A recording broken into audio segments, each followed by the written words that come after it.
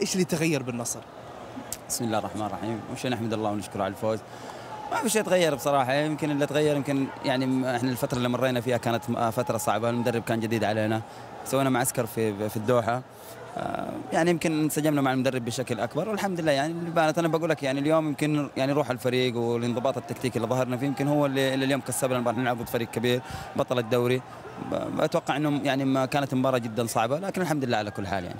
اليوم كانت انت ذكرت قبل شويه حسين، الروح كانت موجوده، يمكن الروح غلبت على الامور الفنيه في النصر، خصوصا الروح العاليه للاعبين. والله شوف انا بقول لك حاجه، مباراه الكوس عاده ما تحسمها الروح والانضباط التكتيكي اكثر من اي شيء ثاني يعني. يمكن زي ما شفت يعني الفريق كان منضبط تكتيكيا لاخر لحظه، صار طرد من فريق الشباب ما تغير تكتيك الفريق، صار طرد عندنا نفس الحكايه، استمرينا على نفس نهجنا يعني ما كان يعني ما تغير بشكل كبير. ليه؟ لانه كنا عندنا خطه وعندنا هدف معين حاولنا نطبقها باي شكل من الاشكال والحمد لله انه احنا نجحنا. لكن لسه هذا طبعا لسه هذه مباراه، باقي مباراه ثانيه صعبه يعني. انت تلعب ضد فريق كبير ممكن يسجل فيك في اي لحظه يعني. ما المباراه هذه عاده ما تحسم الا لما تنتهي المباراه الثانيه. انا اتوقع انه تكون محسومه. ماتورانا قبل المباراه كان سعيد انه الفريق اليوم مكتمل الصفوف، يقول من بدايه الموسم ما اكتمل اللعيبه مثل اليوم.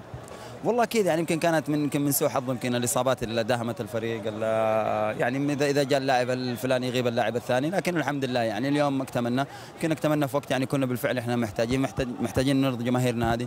يعني انت عارف احنا مرينا بظروف صعبه، يمكن مستوياتنا في الدوري ما كانت بالشكل المطلوب.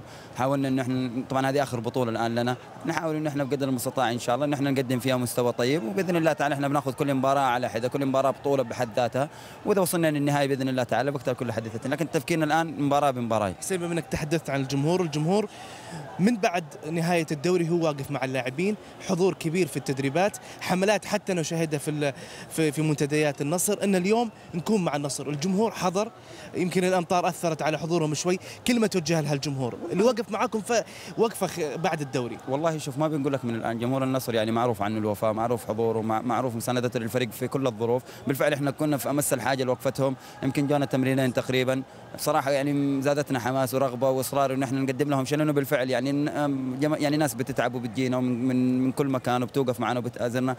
لكن ان شاء الله باذن الله تعالى احنا يعني وعدناهم قبل كذا انه احنا حنقدم كل فوسعنا ان شاء الله، واحنا باذن الله يعني سعيد لهذا الشيء باذن الله. شكرا حسين. الله يعطيك العافيه. نشكر حسين عبد الغني من قبله احمد عدفنا.